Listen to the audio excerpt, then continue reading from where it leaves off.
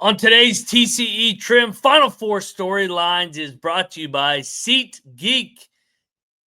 Use our code SGPN10 for 10% off your next seats at tickets. That is SeatGeek. That's 10% off any tickets with our promo code SGPN10. And make sure to click the link in the description to download the app and have the code automatically added to your account so you can use it later. Thank you, SeatGeek. Alrighty, over here at the College Basketball Experience, I am Moneyline Mac, and I want to talk about some storylines headed into Final Four Weekend 2025 in San Antonio. And the number one storyline headed into the Final Four, if you've been living under a rock, there are 4 1 seeds. No, that does not mean college basketball is dead. That does not mean Cinderella is dead. What it means is, for the first time since 2008, we have 4 1 seeds. Duke, Houston, Florida, Auburn. Last time, ironically, or not last time, it was in San Antonio, but the last time we had all 4 1 seeds, it was in San Antonio as well. And it was a great Final Four. Kansas beat Memphis at the buzzer, the Mario Chalmers game. Carolina was there, and UCLA was there. So why we have 4 1 seeds? Well, 4 out of the top 10 all-time teams in KenPom history, analytics darlings, Duke, Houston, Florida, Auburn. Going into the advanced metrics, Duke, Houston, Florida, Auburn all rank in the top 10 in both offense and defensive efficiency. So why we ended up with 4 1 seeds in the Final Four, these have been the 4 best teams by far the entire year. And I do a Moneyline Mac Top 25 every single week. And each of these teams has made an appearance in the top 25 at number 1 at some point this year. So no surprise that any of these got to the Final Four. Maybe a little bit surprising that all 4 got there in the same year because, like I said, it's only happened once before. But if there was a year to do so, it was going to be these 4. Another reason why all 4 of these are in the Final Four, 3 of them have the 3 best players in the country: Flagg, Broome, Clayton. If they're going to give out the National Player of the Year this week, whether it's Flagg or Broome, take your pick. Me personally, I would have given it to Broome. I thought he was more consistent. He did it in a better league. But, I mean, I got no issue with Flagg as a National Player of the Year. But if you weren't going to give it to one of those 2, you would give it to Walter Clayton. So you had the top 3 players in America from a production standpoint this year: Broome, Flagg, Clayton, all in the Final Four. That's why we have all these 1 seeds. Another storyline I'm looking at, we will have a first-time national championship coach. Whether it's an old vet in Kelvin Sampson at Houston, or Bruce Pearl at Auburn, or John Shire and Todd Golden at Florida. I mean, the 2 young bucks, the two old veterans here, Sampson and Pearl, have combined for almost 1,500 wins. Both are going to be in the Hall of Fame. Shire and Golden probably battling it out to be the next big thing in college basketball. Shire only in his 3rd year. He has a chance to be the all-time winningest coach in his first 3 years with another win.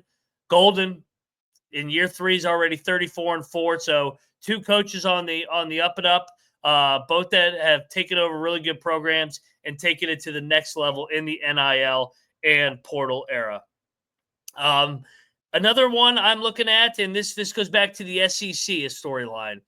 Florida Auburn obviously played in the regular season, but it's a unique relationship because Todd Golden was Bruce Pearl's director of basketball operations. It was his first job other than being at Columbia as an assistant coach from 2014 to 2016 when Bruce Pearl got the Auburn job.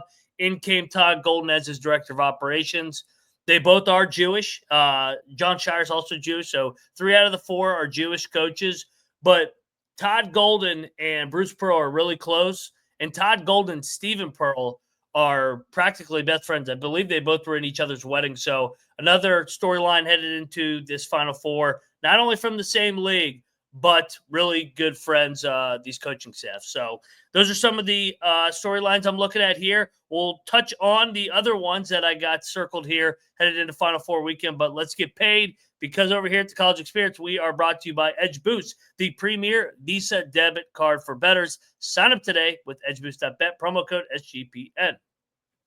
We're also brought to you by mybookie.ag. The promo code for that is TCE SGPN for a 100% deposit up to $1,000. That is mybookie.ag, promo code TCE SGPN. And we're also brought to you by Underdog Fantasy. Set up with our promo code TCE SGPN to claim a special pick and first-time deposit offer up to $1,000 in bonus credits. That is the Underdog Fantasy promo code TCE SGPN. And last but not least, we're brought to you by Rhythm. Sign up for today with the 7-day free trial today by going over to sportsgamblingpodcast.com/rhythm. That is the sportsgamblingpodcast.com/RITHMM today. More storylines here headed into the Final Four. Touched on it. All the 1 seeds, the Ken Palm rankings, top players in the country, the coaches. We'll have a first-time national champion, Golden and Golden and Pearl, obviously very, very close. Another one I'm looking at is there's rematches all across the board. Houston and Auburn played in the first game, the first week of the regular season, November 9th. Auburn beat them. That's the last time, ironically, Houston has lost a regular season game in regulation. In the SEC-ACC Challenge, Auburn played Duke.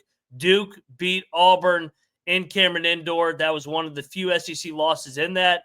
Of course, Auburn and Florida played on February the 8th. Florida got that done at Auburn.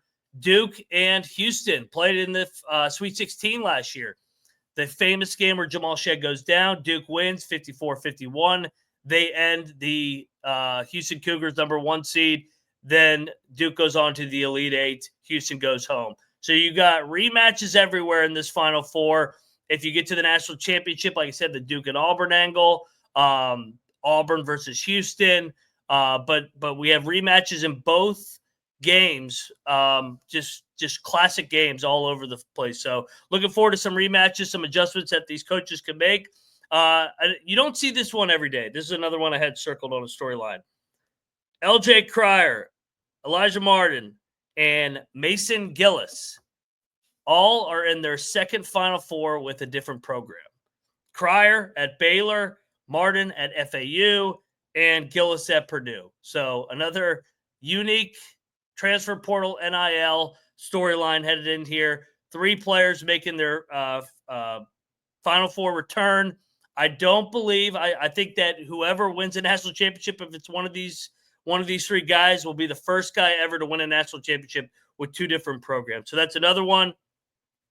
And last storyline, and this one's kind of just generic, is whoever wins the national championship, whether Duke, Houston, Florida, Auburn, the landscape, their trajectory, whatever term you want to say, it's going to change that program going forward. Kelvin Sampson, 3rd Final Four, 2nd at Houston in 5 years. It's in their home state. We know he got absolutely screwed back in the day for sending text messages, exiled by the NCAA. Made that Oklahoma, now his 2nd one at Houston. Bruce Pearl, also NCAA allegations, bullshit as well. With the famous grill out with Aaron Kraft and company when they were recruiting him. So that's another one. They're back in the Final Four for the 2nd time in 6 years. Golden, he's a young coach. Shire's a young coach. What does it mean for their legacy if they are to win the national championship? I know Duke and Florida have won national championships before recently over in the 21st century, but what does it mean for Shire and Golden, who aren't really going anywhere? So those are just some of the storylines I'm looking at headed into the Final Four weekend in San Antonio, one of the best cities in America to host Final Four. In my opinion, it's the best one with the Riverwalk. So if you're going down there, enjoy it. Have a couple cocktails for me. Have a couple cold beers. Love San Antonio. Got to get down there next time the Final Four is there. That's all I got for this edition of TCE Trims. We got a shitload of transfer portal, coaching carousel content coming out. So make sure you subscribe to all our channels. Make sure your notifications are on. We will be breaking down these matchups in depth later in the week. NIT coverage, crown coverage, got it all. This is Moneyline Max signing off. TCE Trims. Cheers, everybody. We are out of here.